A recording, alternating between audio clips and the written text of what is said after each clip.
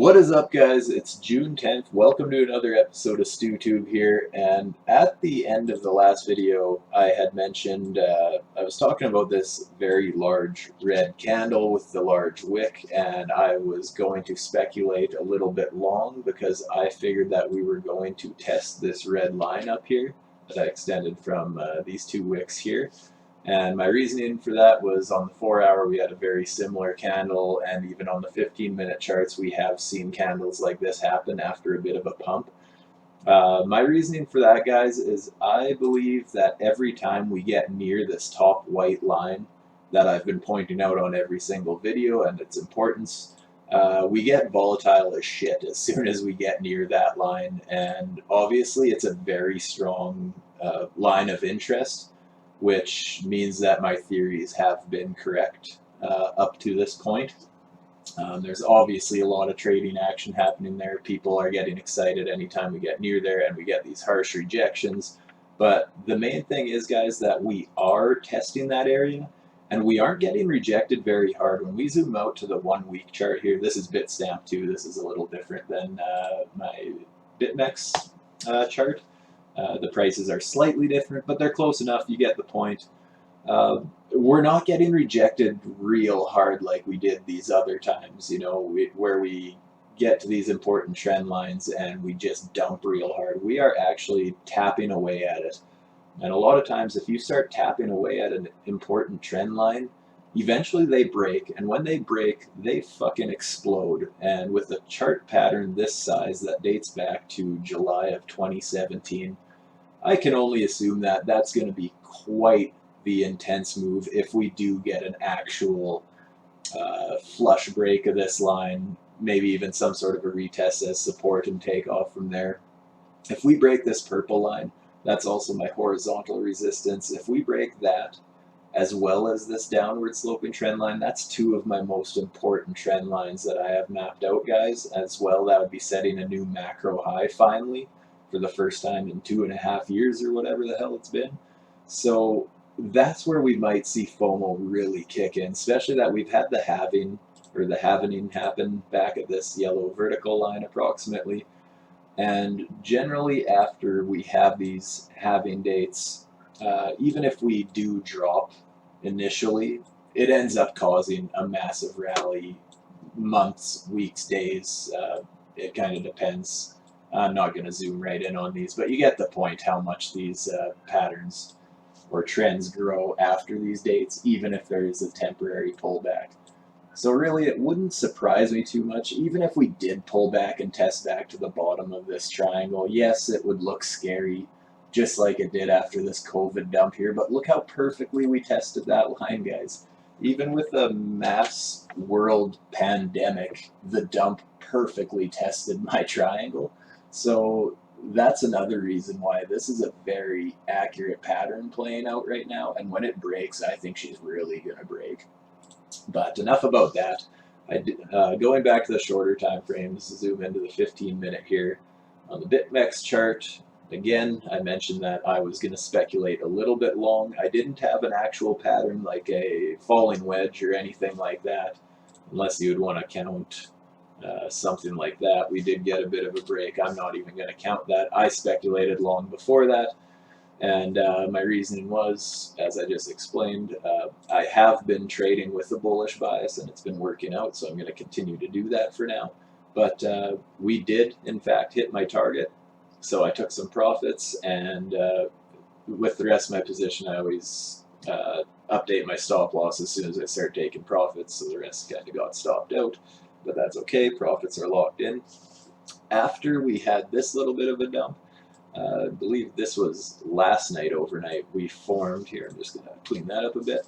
In these yellow lines, I had a bit of a falling wedge mapped out. We did respect it all night. And quite often when we get these falling wedges, you'll see as soon as we actually break out of them, which we did here, then we coil up and form a bit of an ascending triangle. And even though it's just a 15-minute pattern, you can see that it clearly played out. We got quite a move to the upside there. From that triangle alone, that was about a 4% move. You had some leverage and that's some good profits. But once again, as soon as we never did even get a close above my white weekly trend line, we did blast right through it, and I thought, you know what, this could actually go for quite a while. So I took a little bit of profits. I forget where it was. Where would the measured move be here? So I mean, I took some profits at about 98.70 or somewhere in there, and then I took some more profits just below this white line, because when we're playing these small time frames, especially if you have important trend lines mapped out, you should probably think about locking in some profits. And on our group chat, I actually had mentioned in this giant green candle, I was like, make sure you guys lock in some profits and update your stop loss. And 15 minutes later, you can see what happened. And I messaged and I was like, well, you guys, there you have it. That's why we lock in profits. That's why we update stop losses. So it doesn't matter that this massive red wick happened again, because some profits were locked in and saved myself from some losses on that. So that's why we do that, guys. And from there, you can see we have another one of these big red candles with the big wick. So I would not be surprised if we treat it very similar to back here, where we now lose this. Let's say we lose this yellow line here, which it's looking like we might very soon. But let's say we drop down a little bit. I don't really see us dropping past this line here.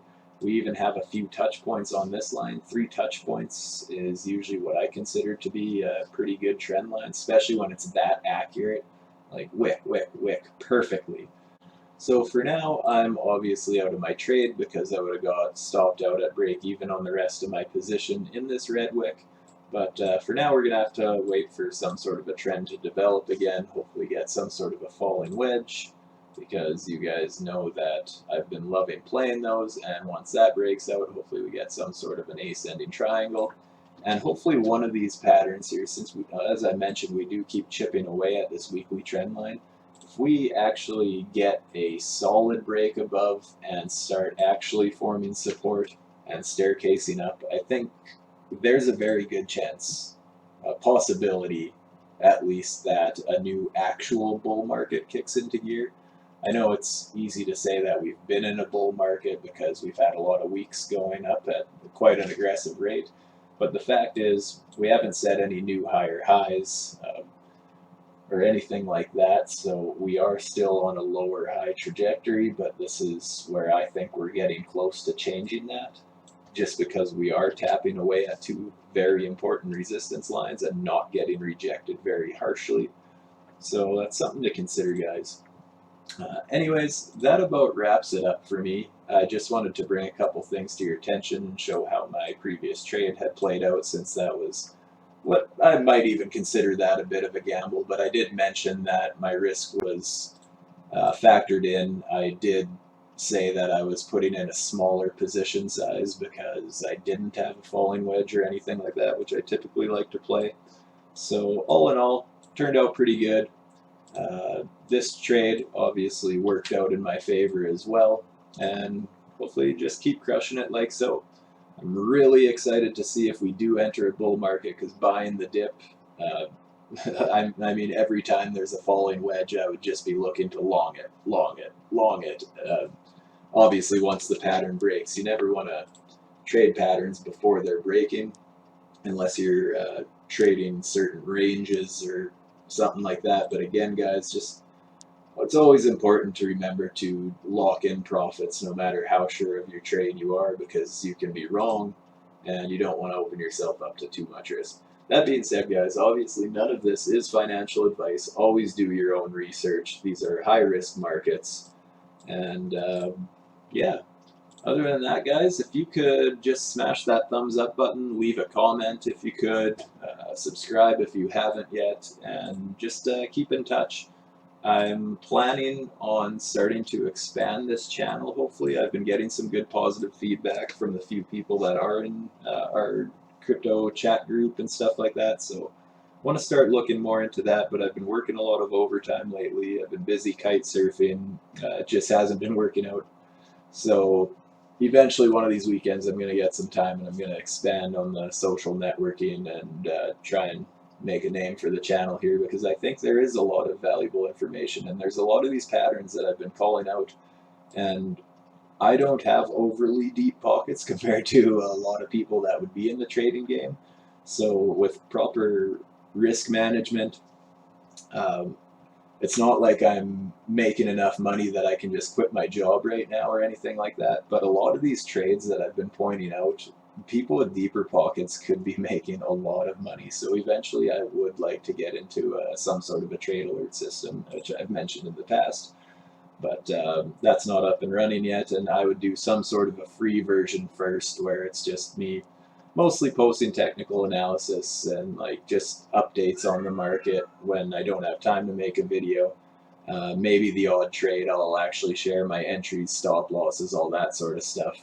Just kind of getting that ball rolling, getting the ideas out there, see if can build the channel from there. So anyways, guys, with that being said, I don't know if I'll be able to make another video this week or this weekend. Depends what all comes along with work and that sort of stuff. So if I don't talk to you before then, have a great weekend. Stay safe out there, and good luck out there, fellas.